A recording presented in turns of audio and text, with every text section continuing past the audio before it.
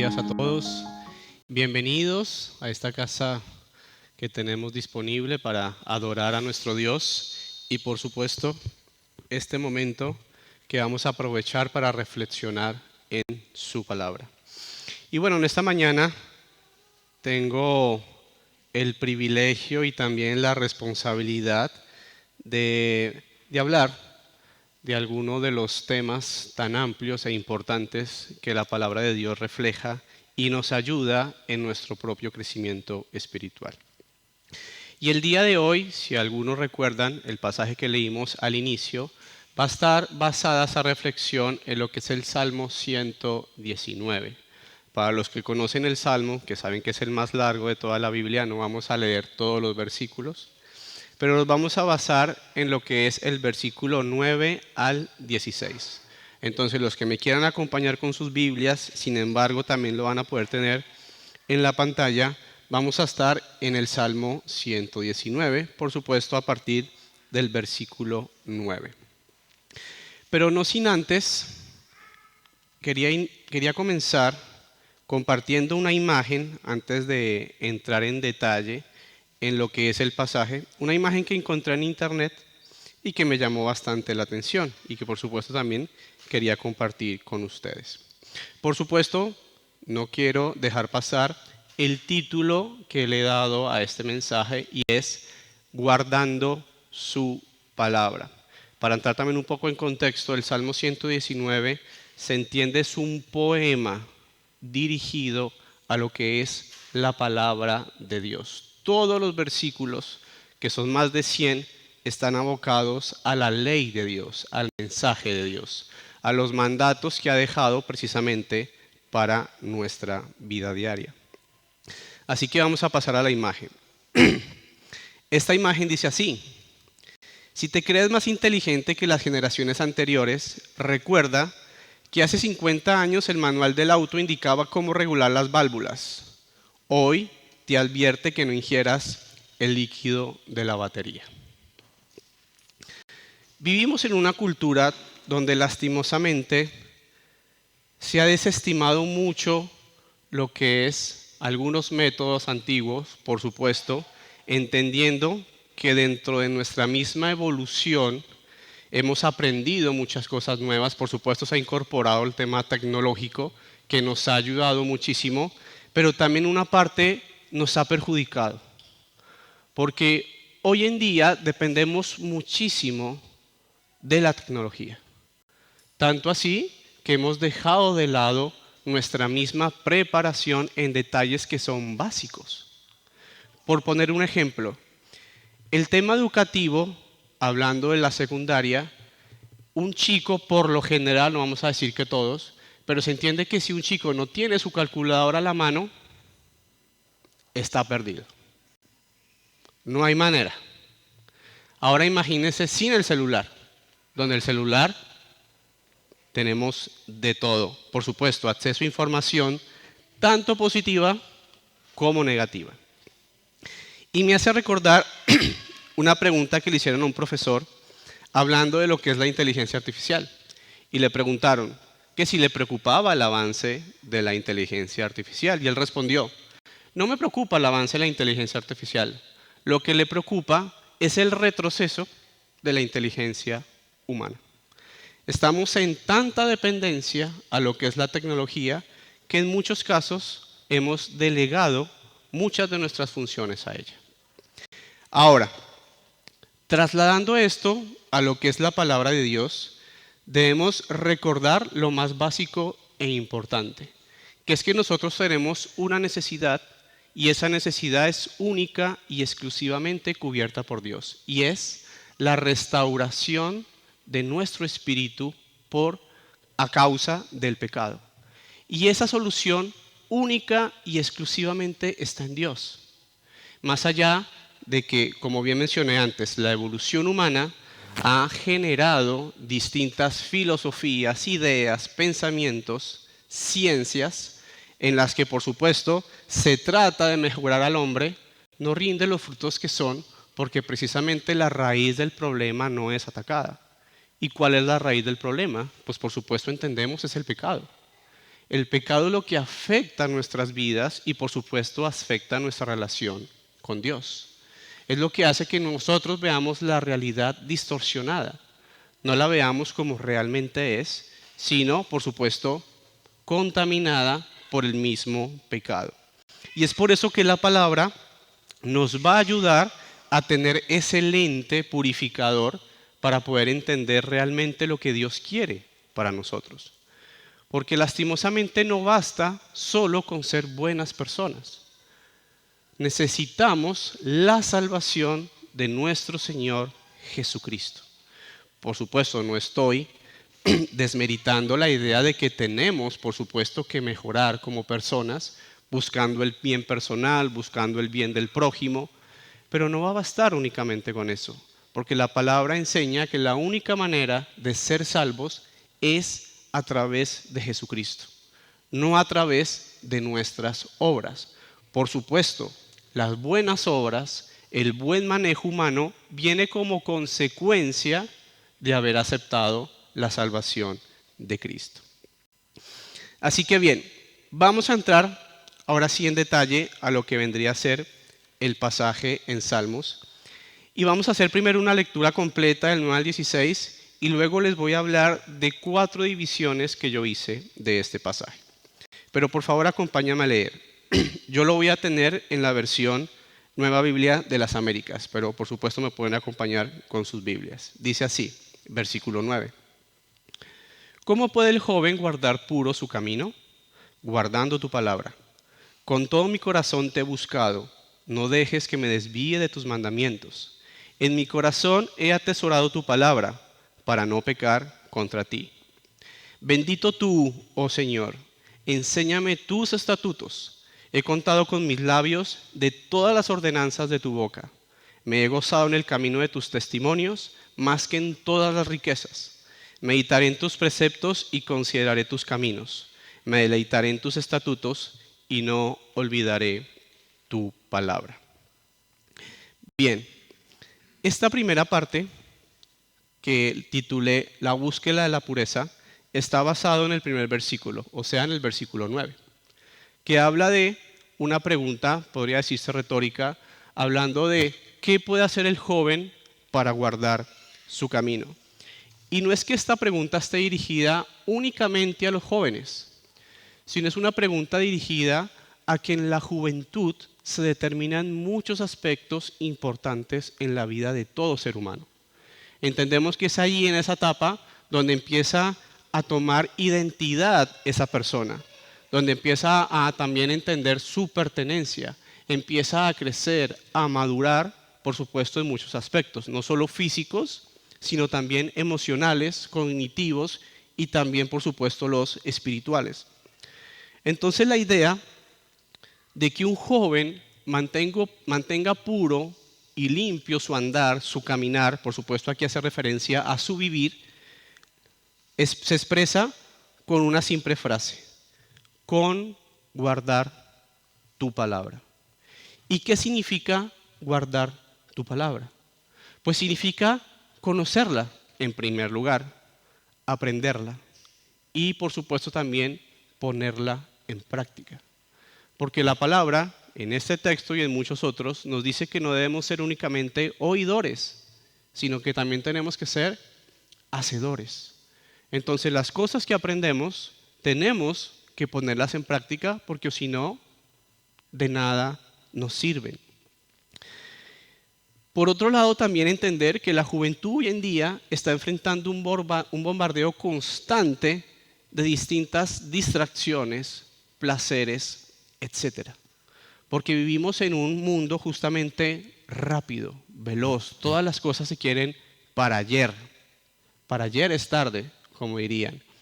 Entonces, dentro de esa misma dinámica, el crecimiento espiritual suele medirse bajo esos mismos tiempos, cuando no debe ser así. El crecimiento espiritual es constante, pero por supuesto llevando su tiempo en la medida, por supuesto, que nosotros vamos cultivando esa relación con nuestro Señor. Y por supuesto los resultados no van a ser inmediatos, sino que va a llevar su tiempo. No sé si ustedes recuerdan de los tantos y muchos ejemplos que el Señor Jesús daba acerca del reino, acerca de muchas prácticas que nosotros como cristianos debemos hacer. Tomaba el ejemplo de la agricultura, porque bueno, era lo que entendían también en ese momento. Pero hay un detalle muy importante acerca de la agricultura y es que las cosas tienen su tiempo. Hay tiempo para sembrar, pero también hay tiempo para cosechar. Y no es que tú sembrabas la semilla y a la semana ya tenía los frutos listos para cosechar. Necesitaba regarse, cuidarse, mantenerse y por supuesto con el tiempo iba a dar sus frutos.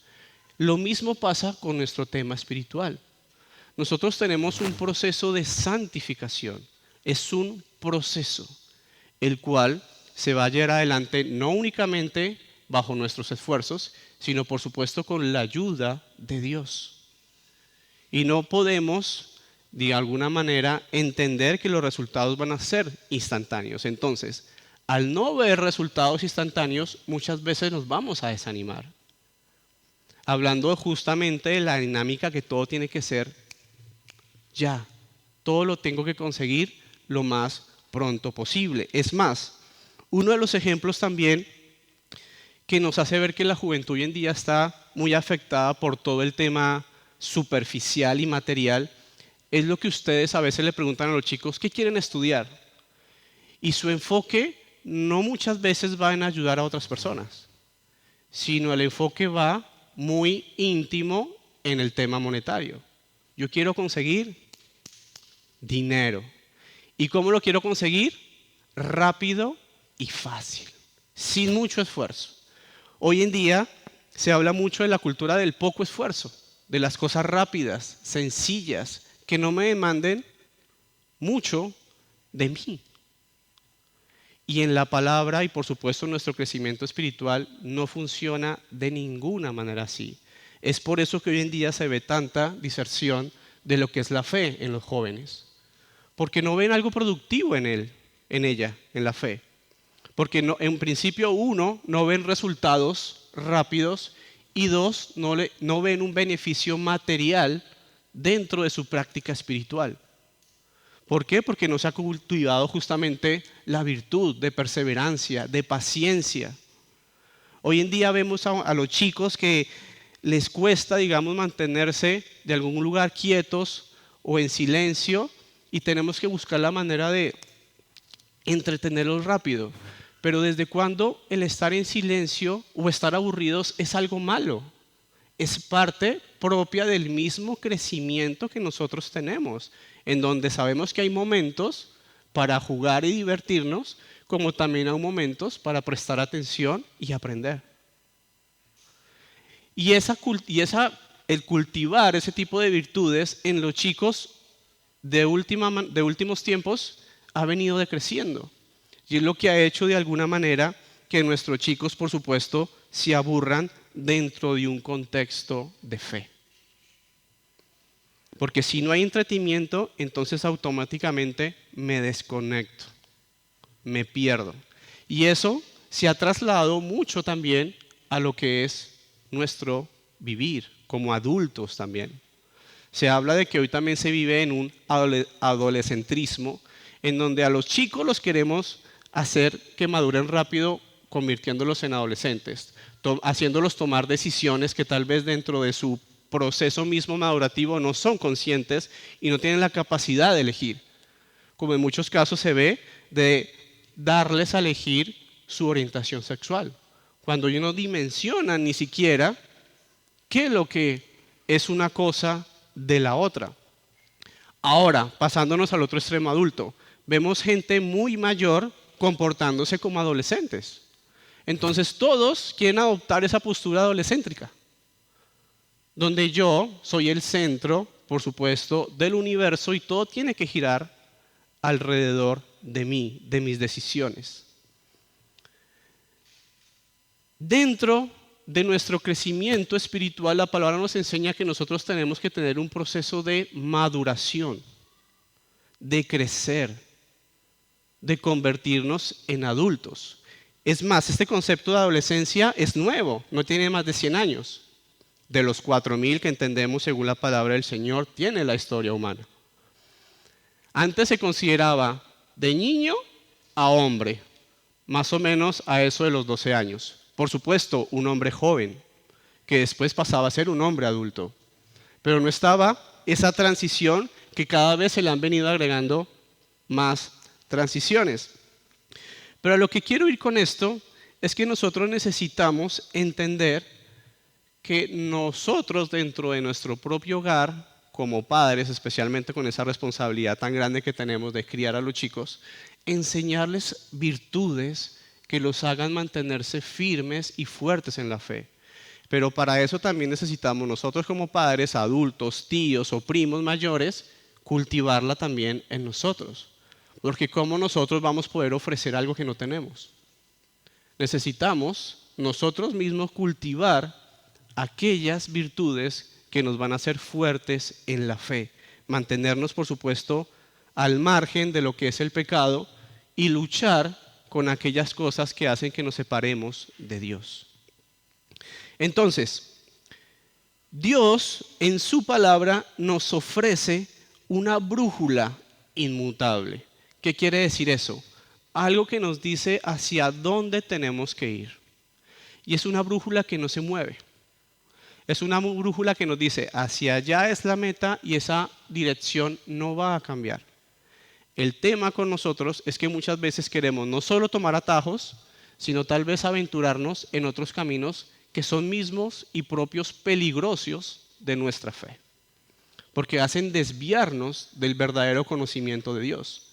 Y es por eso también que nos encontramos con tantas ideas acerca de quién es Dios, en las que muchas veces no son correctas ni consonantes con lo que es la palabra de Dios. Así que les hago una pregunta. ¿Por qué hoy nos conformamos con lo efímero cuando tenemos acceso a la fuente de vida eterna? Nos aferramos, como bien dije también al principio, nos aferramos a filosofías nuevas, humanas, en donde entendemos que hay error. Es más, dentro de estas pseudociencias hay contradicciones dentro de sus propios creadores o defensores. No se ponen de acuerdo ni siquiera entre ellos. Ahora, nosotros tomamos eso como palabra para dirigir nuestra vida, mientras que la Biblia, que viene directamente de parte de Dios, que es perfecta, inmutable, sabia y todopoderosa para ayudarnos, esa sí la desestimamos o la ponemos como segundo margen para dirigir nuestra vida. Y decimos, bueno, si esta filosofía se acomoda a la Biblia, bien, si no, sacamos la Biblia de nuestro camino. Cuando la palabra enseña cómo el joven limpiará su camino, guardando, ¿qué? Su palabra. ¿La palabra de quién? De Dios.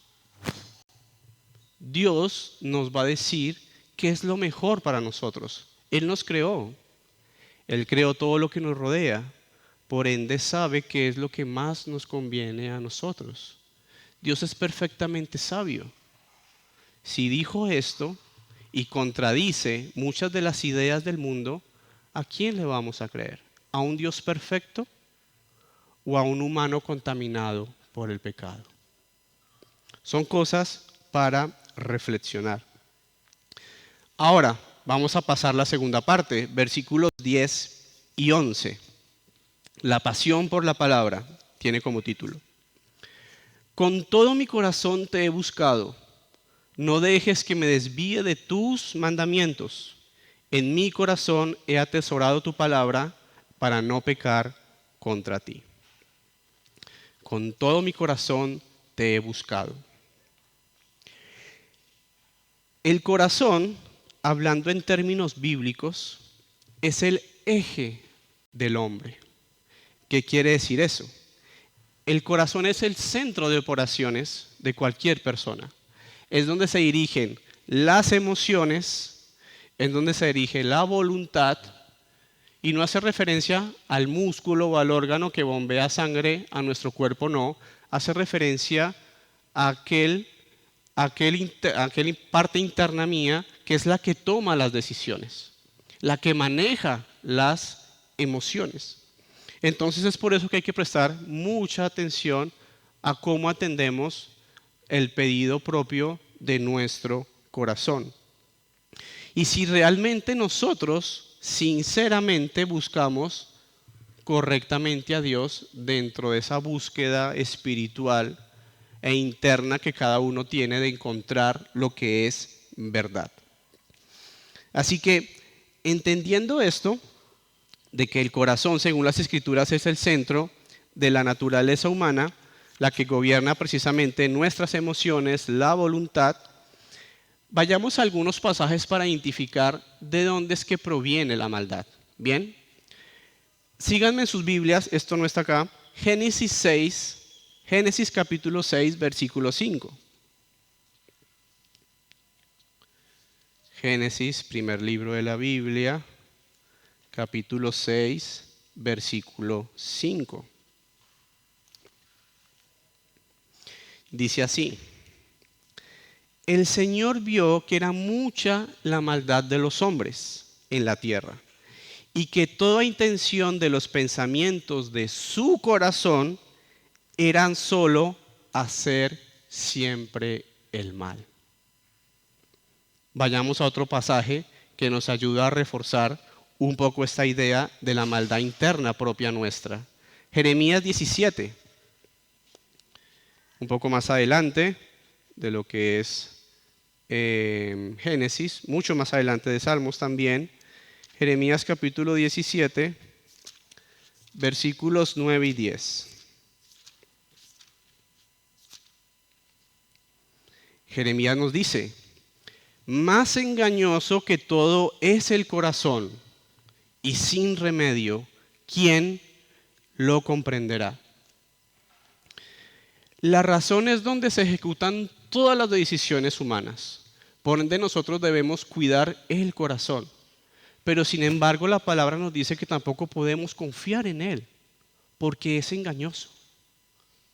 Porque nos hace centrarnos en nosotros, dentro de nuestro propio egoísmo, dentro de nuestro propio orgullo, dentro de nuestra propia concupiscencia, y apartamos a Dios.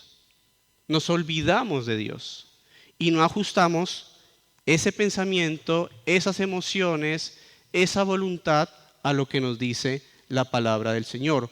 Por eso cuando Dios, en sus mandamientos, que conocemos, espero, bastante bien, en Deuteronomio 6:5, ¿cuál es el primer mandamiento? Ama al Señor tu Dios ¿con qué? Con todo tu corazón. Lo pone en primer lugar. No pone las fuerzas, que viene después el alma, el ser. Pone tu corazón, porque el Señor entiende que es allí donde radica el problema. El corazón, allí es donde radica todo. Pero lastimosamente, dentro de todas estas filosofías e ideas que andan por el mundo, la culpa la tiene el perro, el gato, el papá, la mamá, el vecino. Todos alrededor mío tienen la culpa, menos yo. La Biblia dice todo lo contrario. La culpa la tienes tú. Por supuesto, no vamos a dejar de lado que hay influencias que pueden afectar nuestro juicio, pero siempre la decisión va a radicar en nuestro corazón, en lo que nosotros decidimos hacer o no. Nosotros siempre vamos a tener el control de nuestras decisiones. Nosotros no podemos tener el control de la persona que está a nuestro lado, pero sí podemos tener el control de nosotros. ¿Qué nos dice el Señor Jesús en Marcos 7? Acompáñenme por favor. Estamos mencionando algunos pasajes del Antiguo Testamento, ahora leamos algo del Nuevo. Marcos capítulo 7, versículos del 20 al 23. Dice el Señor: también decía, lo que sale del hombre, eso es lo que contamina al hombre, porque de adentro, del corazón de los hombres, salen los malos pensamientos, fornicaciones, robos, homicidios, adulterios, avaricias, maldades, engaños, sensualidad, envidia, calumnia, orgullo e insensatez. Todas estas maldades de adentro salen y contaminan al hombre. No vienen de afuera. Vienen de adentro. Así lo queramos ocultar, así lo queramos disfrazar, el Señor es claro en su palabra. Y lastimosamente por eso es que no se ha podido solucionar el tema del hombre dentro de su maldad, porque no está atacando la raíz del problema. En vez de irse por lo que realmente está haciendo daño al hombre, se trata de disfrazar o de perfumar la podredumbre que tenemos nosotros. Es como querer echar perfume a algo que ya está podrido para que huela bien. Siempre, por supuesto, va a sobresalir lo que está podrido. Que por un tiempo, capaz, pueda oler a rico. Pero al fin y al cabo, lo que está dentro va a sobrecavar lo superficial. Por eso es que nosotros tenemos que atacar y erradicar el problema que tenemos dentro. Pero ¿qué nos dice el pasaje? No dejes que me desvíe de tus mandamientos. ¿Qué quiere decir esto? Que no depende únicamente de mí. No depende únicamente de lo que yo pueda hacer. Depende de la sujeción que yo tenga en Dios. Depende de la necesidad misma que yo tenga de Dios. De entender mi realidad y la necesidad que tengo de un Salvador. De una persona que me cuide, que me ayude, que me fortalezca, que me acompañe, que me anime en aquellas situaciones de dificultad, de prueba, de lucha. Porque solos no lo vamos a lograr, por eso necesitamos la ayuda de ¿quién? De Dios. Y Dios, conociendo esa necesidad, hizo todo por nosotros. No solo nos dio un Salvador, el Señor Jesús, quien murió por nuestros pecados, sino que cuando el mismo Señor ascendió a los cielos, dejó a su Santo Espíritu para que morara en nosotros, para que nos infundiera ese aliento, esa fortaleza, ese ánimo que tanto necesitamos en nuestras aflicciones. Porque las aflicciones van a estar allí, no las vamos a poder esquivar. El Señor lo mencionó, lo prometió. En este mundo van a tener aflicciones, pero no teman. ¿Qué dice? Yo he vencido al mundo. En Cristo somos vencedores. Es más, dice, somos más que vencedores. ¿Qué quiere decir eso? Que nosotros no tuvimos que hacer nada para ganar el premio que vendría a ser la salvación. Él lo hizo todo. Pero debemos confiar en Él. Debemos entregarnos a Él. Como lo dice la palabra, en espíritu y en verdad. ¿Cuál es esa verdad? La que tenemos hoy y la que tienen ustedes en sus manos. La palabra del Señor. Por supuesto, la idea de que nosotros cuidemos nuestro corazón, como también dice Proverbios 4:23, dice, por sobre todas las cosas, guarda tu corazón, porque de él emana la vida. Debemos cuidar nuestro corazón. Por supuesto, el físico y el espiritual. Pero a cuando de que tenemos que guardar el corazón, debemos ser conscientes de las cosas que consumimos diariamente. ¿De qué alimentamos nuestro corazón? ¿Qué le vamos poniendo a nuestro interior? Para que justamente en precisos momentos, empiece a contaminarlo todo, si es que nosotros lo estamos bombardeando constantemente de cosas que no corresponden a la verdad de Dios. Debemos prestar mucha atención a aquellas cosas. Y sí, podemos decir, bueno, pero es solo un poquito. No va a ser la diferencia el que yo mire esta serie, o que tal vez mire mi celular, o que tal vez siga esta red social, etc. El tema es que son pequeñas cosas, diarias, constantes, tal vez por muchas horas, y lo que hace es irnos manchando. Hay una historia que leí justo mientras hacía esta reflexión, y era el ejemplo de que un hijo le quería decir a su padre que lo dejara ir a una fiesta, ¿sí? Por supuesto el padre no quería dejarla ir, por supuesto el hijo tenía todo el deseo de ir, quería estar allí, pero el padre conocía y sabía que era un ambiente peligroso para él. Pero el hijo le decía, papá, yo soy fuerte, a mí nada me va a hacer flaquear frente a mi fe. Entonces el padre le dice, bueno, está bien. Antes de que te vayas, ve y me traes ese carbón que está en el suelo. Entonces ella, preocupada, pensando de que tal vez estaba caliente, le dije, no, me puedo quemar. El del padre le vuelve y le insiste, tómalo y tráemelo. Ella con temor de pronto de quemarse, empieza como a medio tocarlo hasta que lo agarra completamente, se da cuenta que estaba frío, no estaba caliente, y se lo lleva a su papá. Cuando se lo entrega, se encuentra con la mano manchada. Entonces el padre le dice, ¿te das cuenta? No te puede quemar, pero sí puede tiznar tus manos. Y ahora imagínense que eso fue solo un carbón en la mano. Ahora imagínense poner carbones en todo el cuerpo. Vamos a irnos manchando y contaminando hasta llegar al punto de quemarnos. Hay algunas cosas que no nos van a quemar, pero sí nos van a tiznar. Y nosotros debemos cuidar y guardar nuestro corazón. La palabra lo dice, guarda tu corazón. Guárdalo, cuídalo, atesóralo, porque de él emana la vida. De él provienen aquellas cosas que nos hacen mal, por mucho más tenemos que tener precaución de lo que consumimos diariamente. Y en el caso de los padres, ¿qué es lo que consumen nuestros hijos? ¿Estamos dispuestos a buscar a Dios con todo nuestro ser y atesorar su verdad en nuestros corazones? Son preguntas que me gustaría que se llevaran con ustedes.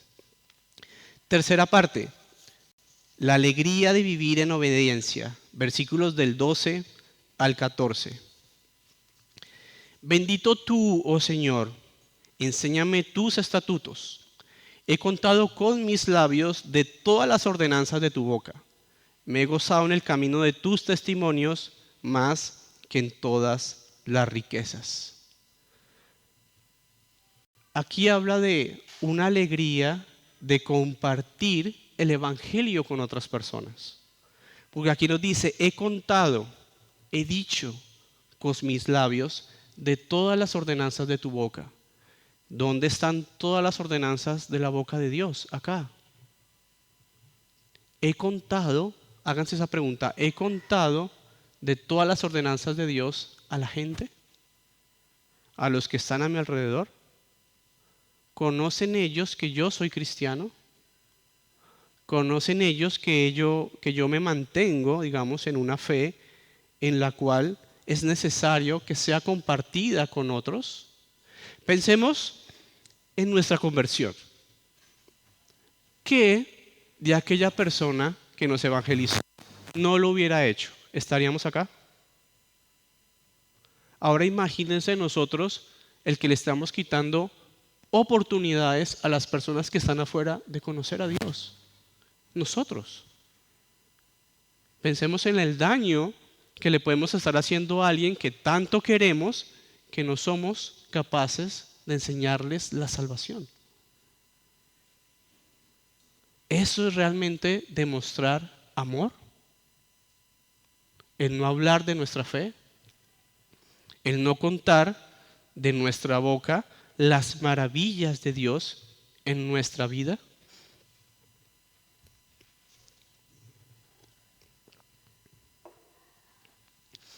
Me he gozado en el camino de tus testimonios, más que en todas las riquezas. Otra vez, un poco retomando el ejemplo que dije al principio de los chicos, de la idea de lo que quieren hacer cuando son grandes, ¿no? Y bueno, va muy alineado con el tema del mundo actual, ¿no? Donde buscamos, por supuesto, vivir bien, estar cómodos, por supuesto, tener un buen futuro, ofrecer buenas cosas a las generaciones futuras. Pero ese pensamiento en muchas partes se radica mucho en la parte materialista. y nos desviamos de lo más importante, que es nuestro espíritu. Y nos enfocamos en uno y desestimamos otro. Ponemos todo nuestro esfuerzo en que tal vez mi hijo se gradúe, que se esfuerce, que aprenda 3, 4 idiomas. Y está bien, no quiero que me malentiendan, está bien. Pero esa misma preocupación que yo demuestro en mis hijos para que crezcan académicamente, la tomo también para que ellos crezcan espiritualmente. Ese mismo entusiasmo, ese mismo levantarme un sábado para llevar a mi hijo tal vez a clase de francés, luego a la clase de inglés, luego a la clase... Ese mismo esfuerzo yo lo tengo cuando mi hijo tiene que venir a una reunión de adolescentes. O tal vez levantarlo el domingo temprano para llegar acá y alabar juntos al Señor. ¿Ese mismo entusiasmo está en nosotros? Por supuesto, nuestros hijos son imitadores nuestros. Y si ven que no hay mucho esfuerzo en la parte espiritual, pues ellos se van a relajar. Y van a decir, bueno, si papá no le da mucha bola, ¿qué espera que yo haga? Entonces también es un testimonio de nosotros la manera en que vivimos. Y ese vivir debe ser con alegría, porque estamos sirviendo al Dios Todopoderoso, al que nos dio la salvación, al que nos dio la vida eterna. Por supuesto, debe ser con gozo, alegría, entusiasmo, ánimo, para que asimismo nuestros chicos compartan de esa alegría. ¿Estamos dispuestos a cambiar la búsqueda de placeres pasajeros por la riqueza eterna que proviene de conocer y testificar a Dios? Vuelvo y aclaro, no es que tengamos que dejar de trabajar, porque el Señor también nos enseña, al que no trabaja, debemos proveer para nuestra casa. Eso es claro. Pero a lo que vamos es ese mismo esfuerzo e interés que dedico a otras cosas, se lo estoy dedicando a Dios. Es para que meditemos en Él. La última parte, la cuarta, la meditación constante en la palabra. Y para eso nos tomamos los dos últimos versículos, 15 y 16. Meditaré en tus preceptos y consideraré tus caminos. Me deleitaré en tus estatutos y no olvidaré tu palabra. Yo les hago una pregunta. ¿Qué pasaría si por alguna razón, vamos a imaginarnos un escenario bastante terrorífico, nos encarcelaran y no tuviéramos acceso al mundo exterior? Con lo único que apenas llevamos puesto, o tal vez nos sacan lo que llevamos puesto, nos dan un uniforme y nada más. Nosotros tenemos el suficiente conocimiento de Dios para mantenerlo presente dentro de esa soledad, dentro de ese aislamiento. ¿Conocemos, memorizamos la palabra de Dios? Para que tal vez, no sé, otro escenario, nos perdemos en una isla sin absolutamente nada, como pasó ahí en la película del náufrago, apenas con el baloncito Wilson para tener compañía. Nosotros podríamos recordar las palabras que Dios ha dejado escritas en nosotros, para nosotros, en la Biblia. ¿Las recordaríamos? ¿Las tendríamos realmente presentes tal cual como nos las dejó escritas? Hay algo que yo admiro mucho de los judíos, y es esa devoción a la palabra de Dios. Y ellos desde muy pequeños les enseñan a memorizarse la Biblia, no pasajes, la Biblia. Por supuesto, hablo de los judíos más ortodoxos, ¿no? Pero porque ellos entienden que aquí está la vida. Ellos entienden que aquí está la respuesta a todas las cosas. Ellos entienden que sin la palabra de Dios están perdidos. Entonces se esfuerzan a memorizarla al pie de la letra y no cambiar ni una sola coma, ni una sola tilde. Es algo de admirar. Ahora, ¿nos cuesta tanto aprendernos un versículo? Y yo sé que es difícil, tenemos 1000 ocupaciones, trabajo, estudio, ocuparnos de los chicos, de la casa, pero realmente no tenemos el tiempo para la mañana tal vez leer un pasaje y esforzarnos por aprenderlo, por memorizarlo, por meditar en él. Meditaré en tus preceptos, tenerlo en presente en nuestra mente durante el día, meditar en él, pensar en él y por supuesto compartirlo. Científicamente está comprobado que cuando tú compartes algo con alguien más, se te queda más guardado en tu corazón o en tu mente. Entonces es un ánimo para que si nosotros queremos aprender la Biblia, meditar en ella, bueno, leámosla y compartámosla con alguien. En mi hogar la comparto con mi esposa, con mis hijos, tal vez la comparto con mis compañeros de trabajo, con mis amigos. Ahí me estoy esforzando para que esa palabra que leí en la mañana o tal vez en la noche anterior se mantenga internalizada en mí y guardarla en mi corazón, como lo habíamos hablado anteriormente. Esforcémonos y dediquemos realmente a considerar los caminos de Dios. Vuelvo y repito, no es únicamente bajo nuestro esfuerzo, también depende de Dios. Dependemos enteramente de Dios. Solos no podemos hacer nada. Podemos comprometernos a hacer de la Biblia nuestra guía diaria. ¿Quién de aquí se levanta todas las mañanas y dice, Señor, dime qué debo hacer hoy? Por supuesto, no hablo de manera literal, decirle, Señor, hoy me tomo un café o un té. No. Se trata de realmente cómo regir de manera moral y de bondad y con amor a Dios las cosas que yo hago en mi día a día. El trato con la gente con la que yo convivo. El trato que yo tengo hacia mi esposa. ¿Estoy reflejando el amor de Dios en el trato con mi esposa? ¿O en el caso de las mujeres, en el trato con mi esposo? ¿Reflejo el amor de Dios en el trato con mis hijos? ¿En el trato con el vecino que tal vez no me cae tan bien y cuando lo veo lo ignoro o no lo saludo?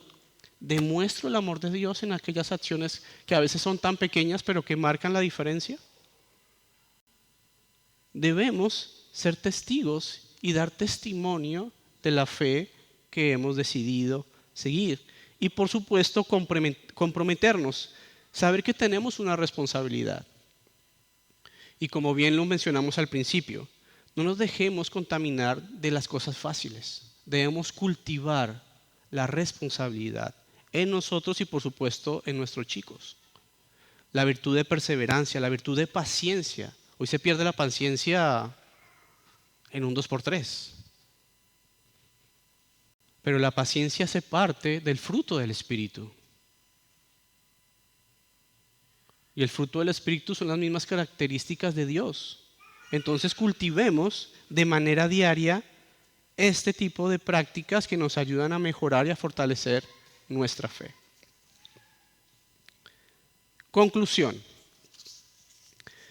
La juventud moderna tiene la oportunidad de marcar la diferencia al regresar a las sendas antiguas, aquellas de entrega total y convicción inquebrantable en la fe.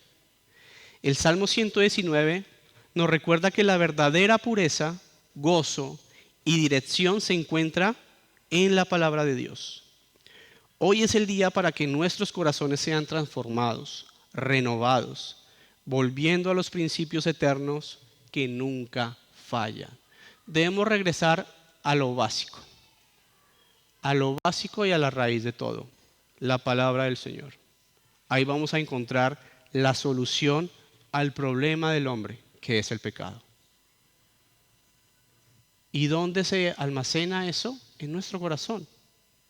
Y es por eso que debemos cuidar y guardar nuestro corazón. ¿Cómo? A través de la palabra de Dios. Es la única herramienta que lo puede purificar. Es la única herramienta que lo puede sanar, restaurar y por supuesto fortalecer en los propios caminos de Dios. Y me despido con esta pregunta. ¿Estás dispuesto a buscar a Dios con todo tu corazón y permitir que su palabra guíe tu camino? Hermanos, los animo para que como familia también que somos en Cristo nos fortalezcamos mutuamente. Entendemos que todos tenemos luchas y entendamos que el apoyo de la congregación, tanto en momentos alegres como momentos difíciles, lo podemos encontrar en la familia de la fe. Somos una familia en la fe. Somos el cuerpo de Cristo y necesitamos de un apoyo mutuo, de una edificación mutua, de un crecimiento, por supuesto, espiritual también en conjunto. Aquí, así que como Iglesia de Cristo, Caballito, siempre disponemos de distintos espacios, como vieron el gran amplio abanico de opciones dentro del boletín, dentro de los anuncios de las actividades que hay, para que aprovechemos esos momentos de edificación personal. Aprovechemos esos momentos para crecer y encontrarnos como familia en la fe. No olvidando que también hay grupos de hogar.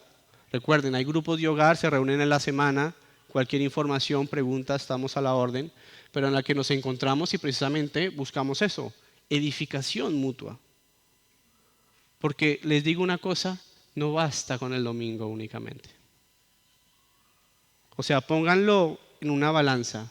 6 días a la semana por 24 horas al día, compensado con 1 hora y media en la que nos reunimos el domingo, ¿creen que es suficiente? Necesitamos acercarnos a la palabra de Dios y acercarnos como familia. Así que hermanos, muchas gracias por su atención, que el Señor bendiga sus vidas y por supuesto bendiga su palabra en cada uno de sus corazones. Gracias.